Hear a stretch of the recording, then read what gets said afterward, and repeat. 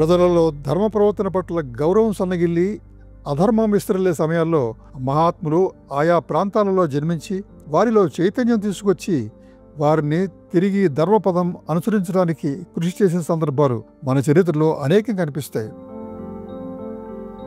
వారిలో చాలామంది తమ కార్యక్రమాన్ని అమలు జరపడానికి భక్తి మార్గం అనుసరించారు. మరికొందరు సమాజంలోని దురాచారాలను రూపుమాపడానికి కూడా నడుం బిగించారు. అయితే భక్తిని ప్రబోధిస్తూనే పాలకులకు మార్గదర్శనం చేసిన వారు అరుదుగా కనిపిస్తారు. అలాంటి అరుదైన మహాత్ముల్లో సమర్థ రామదాసు ఒకరు.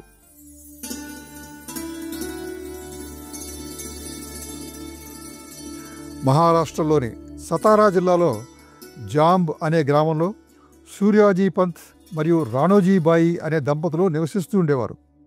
వారు సదాచార సంపన్నులు, అంతేకాక గొప్ప రామభక్తులు.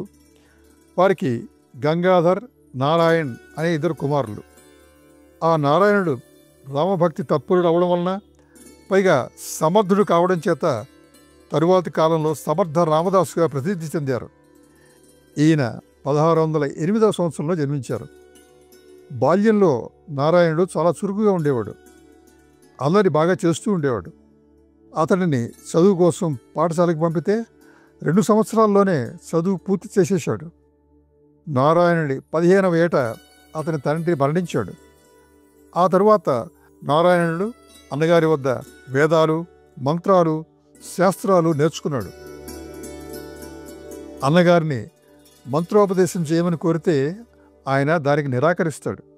నారాయణుడు కోపంతో ఇల్లు వదిలి వెళ్ళి ఒక హనుమాన్ దేవాలయంలో దైవాన్ని స్తుతిస్తూ మూర్చిపోయాడు. అప్పుడు మారుతి ప్రత్యక్షమై అతని కోరిక మేరకు శ్రీరాముని చేత మంత్రోపదేశం చేయించాడని చెప్తారు. ఆయన తల్లి అతనికి వివాహ ప్రయత్నాలు చేసినా నారాయణుడు లేదా రామదాసు వాటిని తిరస్కరించి బ్రహ్మచారిగానే ఉండిపోయాడు. అప్పటి దేశ పరిస్థితుల్లో ప్రజలు మహమ్మదీయుల పరిపాలనలో ఆత్మాభిమానం వదిలి స్వార్థపరులై తమ స్వప్రయోజనాల కోసం పాటుపడుతున్న కాలం అది. వారిలో ఆత్మవిశ్వాసం, ఆత్మనిర్భరత పూర్తిగా నశించింది. జనుల పరిస్థితిని గమనించిన రామదాసు మనస్సు క్షోభించింది. తమ మతాన్ని గురించిన సరైన జ్ఞానం బోధించడం ద్వారా వారిలో రాజకీయ చైతన్యం తీసుకురావచ్చును అని ఆయన గ్రహించాడు. ఆత్మజ్ఞానంకు మించిన విలువైన జ్ఞానం ప్రపంచంలో లేదు అని అనుభవపూర్వకంగా తెలుసుకున్నాడు. అది వారికి బోధించాలంటే సామాన్య జనుల్లో విద్యా వ్యాపన చాలా అవసరం అని గుర్తించాడు. మనస్సు శ్లోక అనే పేరుతో 250 శ్లోకాలతో కూడిన ఒక మహాగ్రంథాన్ని రచించాడు. ఆ గ్రంథంలోని భాగాలను ఈ క్రింది విధంగా విభజించవచ్చు. భక్తి యొక్క ప్రాధాన్యం, రామభక్తి వలన లాభాలు, సజ్జన సాంగత్యం వలన కలిగే లాభాలు, ఇంద్రియ నిగ్రహం వలన ప్రయోజనాలు, మనస్సు, వాక్కు, కర్మల సమ్మేళనం యొక్క విలువ, ఇతరుల పట్ల దయగలిగి ఉండడం, వితండవాదం, అనవసర ప్రేలాపనల వలన నష్టాలు, వివేకం వలన ప్రయోజనం, సాధకుడికి ఉండవలసిన ప్రత్యేక లక్షణాలు, భగవంతుడి సాక్షాత్కారం. తన శిష్యుల ద్వారా వాటిని ప్రజల్లో ప్రచారం చేయించాడు. వారు ఊరూరా తిరుగుతూ వాటిని గానం చేశారు. వాటి అర్థం కూడా అందరికీ వివరించి చెబుతూ ఉండేవారు. ఇది ఇలా ఉండగా బీజాపూర్ సుల్తాన్ కొలువులో షహాజీ భోస్లే అనే సేనానాయకుడు ఉండేవాడు. అతని భార్య పేరు జీజీబాయి. వారి 2వ కుమారుడు ఛత్రపతి శివాజీ. ఇతను 1627వ సంవత్సరంలో జన్మించాడు. తండ్రికి సుల్తాన్ నుండి బహుమతిగా లభించిన జాగీర్లో శివాజీ తల్లి కనుసన్నల్లో పెరిగాడు. తల్లి అతనికి యుద్ధ విద్యలతో పాటు హిందూ ధర్మం పట్ల భక్తి, రామాయణం, మహాభారతం లాంటి కావ్యాలు, పురాణాలు నేర్పించింది.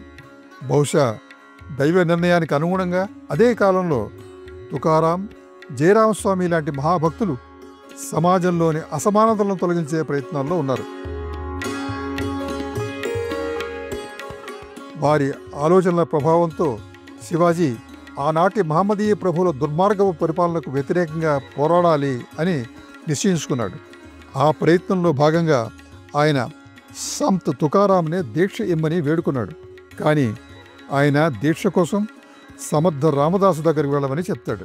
తుకారాం సలహా మేరకు శివాజీ సమర్థ రామదాసుకి తన మనసులోని కోరికను తెలియజేస్తూ దీక్ష ఇమ్మని ఒక లేఖ వ్రాశాడు.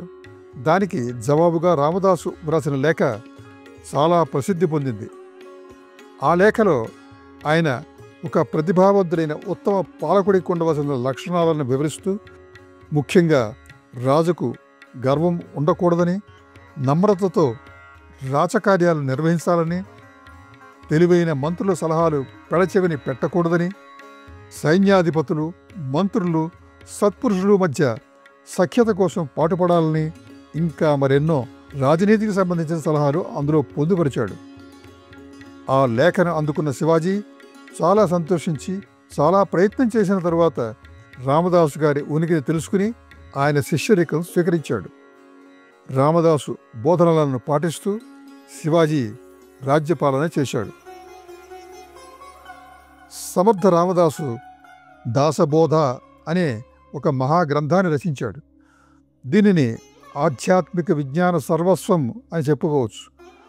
అందులోని కొన్ని ఆణిముత్యాలు: సంసార సాగరం నుండి దరిచేరాలంటే సద్గురువు యొక్క కృప తప్ప ఇతర ఆధారం ఏదీ లేదు. ఐక్యమైన కోరికలు, సంసార నిర్బంధాలు తొలగించుకోవాలి అనుకునే మానవుడు సద్గురువుని ధ్యానించడం తప్ప గత్యంతరం లేదు. ద్రష్ట, దర్శనం, దృష్టి అనే మూడు ఏకమైనప్పుడు సమాధానం ప్రాప్తిస్తుంది.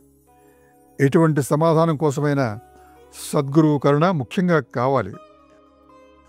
బ్రహ్మముని సద్గురువు మూలంగా తప్ప వేరే మార్గంలో గ్రహించలేం. ధనాగారాలన్నీ ధనంతో నిండి ఉన్నాయి. అయినా ఏమిటి ఉపయోగం? వాటికి తాళాలు వేసి ఉన్నాయి. తాళం చెవి లభించినంత వరకు అందులో ఉన్న ధనం మనకి లభించదు. సద్గురువు కృపయే ఆ తాళం చెవి. శరీరాన్ని పరోపకారం కోసం ఉపయోగించాలి. ఎక్కువ మందికి ఉపయోగపడాలి. ఎవరికి హాని చేయకూడదు. దుఃఖితులు, పీడితులు అయిన వాళ్లకు యథాశక్తి తోడ్పడాలి. వారితో మృదువుగా, మధురంగా మాట్లాడాలి. అంతరంగంలో ఉన్న దైవాన్ని ప్రజలు మరిచిపోతున్నారు. పరుగులు పెట్టి తీర్థస్థానాలకు వెళుతున్నారు. పాపం, ప్రాణులందరూ ఈ విధంగా దేవుడి ఉనికి తెలుసుకోలేక కష్టాలు అనుభవిస్తున్నారు. సమర్థ రామదాసు ఒక యోగి, ఆధ్యాత్మికవేత్త, రాజనీతిజ్ఞుడు, నిస్వార్థ దేశభక్తుడు.